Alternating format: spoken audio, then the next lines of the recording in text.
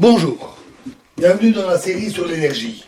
Alors considérons un atome où on a un noyau qui est chargé positivement et un électron qui est autour.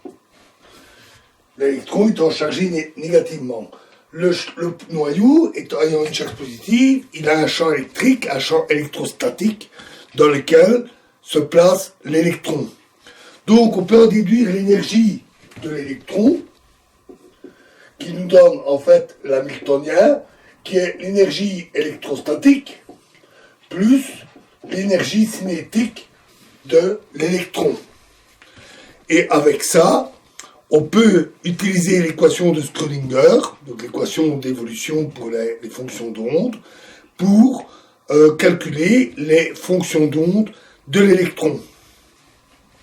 Quand on fait le calcul, on constate que les solutions sont discrétisées. Donc il y a certaines solutions bien précises, solutions 1, 2, 3, 4, etc. Et les fonctions d'onde prennent une allure comme ceci. Donc on a le noyau et l'électron va se situer autour dans une sphère 1s. Alors les 1s, 2s, 2p, etc. sont des notations classiques qui sont issues de la spectroscopie.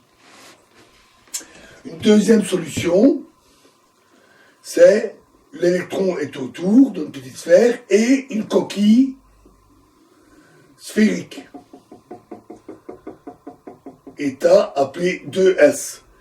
Un autre encore, 2P, on a un noyau et l'électron prend vaguement la forme, donc la fonction d'onde prend vaguement la forme d'un sablier. Et le sablier, il peut y en avoir 3, puisqu'il y a 3 orientations possibles. Et encore d'autres solutions.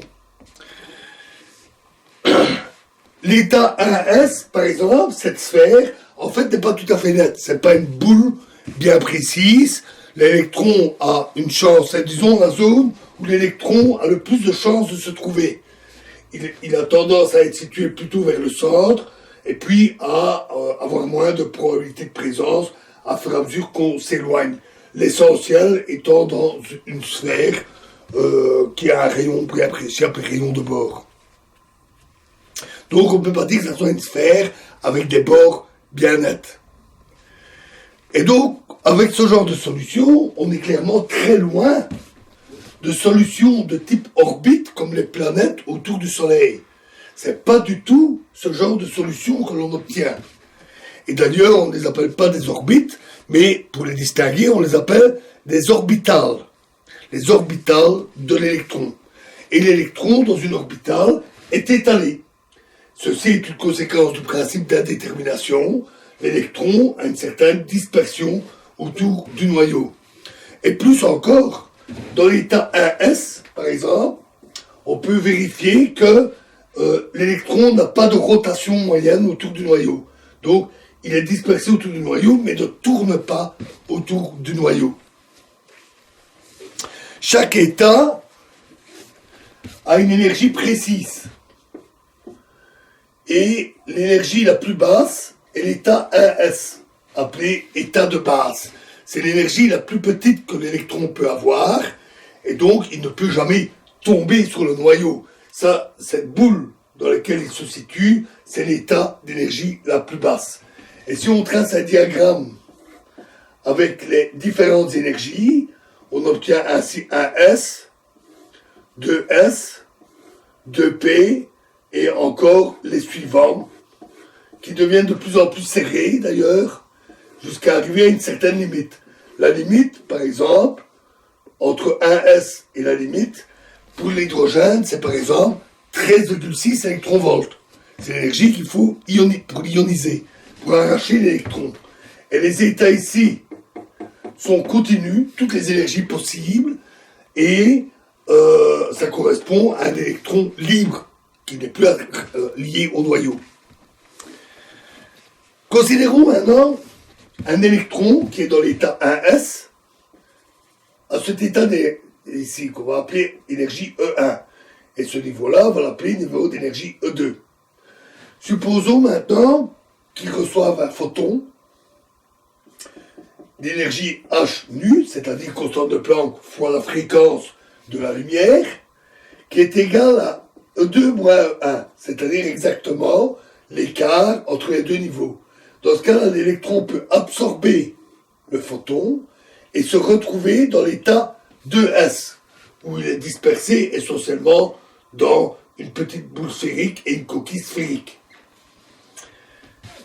Et il va ensuite retomber dans l'état 1s spontanément au bout d'une certaine durée, appelée durée de vie, plus exactement la demi-vie. On va y revenir. Et dans ce cas-là, à ce moment-là, quand il retombe sur ce niveau-là, il émet à nouveau un photon avec exactement la différence d'énergie qui est émise sous forme d'un rayonnement. Le phénomène avec lequel il retombe spontanément est totalement aléatoire. On parle d'aléatoire pur ou d'aléatoire sans mémoire. Disons que par exemple la demi-vie serait de 1 seconde. Ça veut dire que il a une chance sur 2 de retomber au bout d'une seconde et une chance sur 2 de retomber après 1 seconde. Mais le processus est sans mémoire. Si donc par hasard, au bout de 10 secondes, il n'est toujours pas retombé, alors cela veut dire que dans la prochaine seconde, il a toujours et encore une chance sur 2 de tomber, de se désexciter dans la prochaine seconde. Un tel processus sans mémoire, où le système est comme s'il était toujours dans son état initial, avec un effet probabiliste, est appelé un processus stochastique de Poisson. Poisson, non pas l'animal, mais le nom du mathématicien qui a étudié cela il y a déjà longtemps. Alors, comme c'est aléatoire, supposons qu'on ait 1 milliard d'atomes qui soient excités, et qu'au bout d'une seconde, il y a la demi soit d'1 seconde. Et donc, ça veut dire qu'au bout d'une seconde, environ la moitié des atomes vont se désexciter. Et donc, on va se retrouver avec 500 millions d'atomes excités. Puis après, encore 1 seconde, avec 250 millions, puis 125 millions, etc. C'est une décroissance typiquement exponentielle, qui est très caractéristique de ces systèmes purement aléatoires, sans mémoire. Notons une chose importante. L'électron, une fois dans l'état de S, n'y reste pas indéfiniment. Il reste donc un certain temps, en moyenne, la demi-vie. Donc, la durée pendant laquelle il est dans cet état est finie, de l'ordre de delta t, de l'ordre de la demi-vie. Et donc, c'est le principe de la détermination, il doit y avoir une incertitude sur l'énergie. Et effectivement, l'état de S n'a pas une énergie parfaitement bien définie. Le passage d'un état à l'autre n'est pas instantané. L'orbital se déforme de manière d'ailleurs extrêmement complexe en passant d'un état à l'autre. Et l'état de S n'est pas strictement stationnaire. Donc l'électron n'y reste pas indéfiniment. Et si on faisait le calcul en tenant compte du temps, c'est un calcul très compliqué, d'ailleurs beaucoup plus compliqué que les calculs qu'on voit ici, qu'on voit à l'université. Un tel calcul montre qu'on obtient une fonction d'onde extrêmement tortueuse qui, au cours du temps, se rapproche de plus en plus de l'état 1S. Et donc, il a une certaine probabilité d'être dans cet état 1S au bout d'un temps t. Mais ça veut dire aussi que cet état n'a pas une énergie parfaitement définie. Comme il n'a pas une énergie parfaitement définie, ça veut dire que les photons absorbés puis réémis n'auront pas non plus une énergie parfaitement définie. Et donc, ici, au lieu d'avoir une fréquence, si on prend le spectre de rayonnement, donc les fréquences émises par un atome d'hydrogène, les fréquences normalement devraient être exactement celles correspondant aux différences de niveau, mais pas tout à fait à cause de cette incertitude, et donc serrés ont une certaine épaisseur. Cette épaisseur est appelée largeur naturelle des raies spectroscopiques.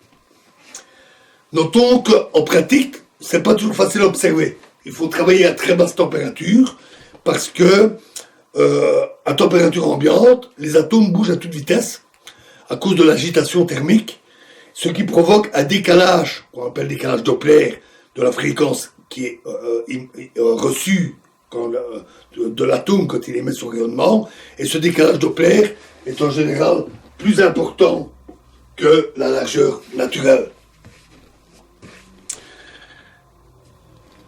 Un autre point qui est utile à savoir, c'est que la structure des orbitales ici permet de mieux comprendre ce qui se passe quand deux atomes sont proches et que les différentes orbitales des deux atomes, ou de 3, 4, 5 atomes, vont se superposer. C'est à cette occasion que des électrons vont pouvoir être mis en commun, partagés, de la liaison covalente dont nous avions parlé. Et donc, cette structure des orbitales permet de mieux comprendre et de mieux classer les différents types de liaisons chimiques. Voilà pour l'atome, cette application quantique. Alors nous allons aller à la prochaine vidéo, nous allons aller un cran plus loin. Nous allons passer toujours dans la théorie quantique, mais nous allons aller un cran plus loin pour comprendre la physique des particules et nous parlerons de la théorie quantique des champs. Je vous remercie.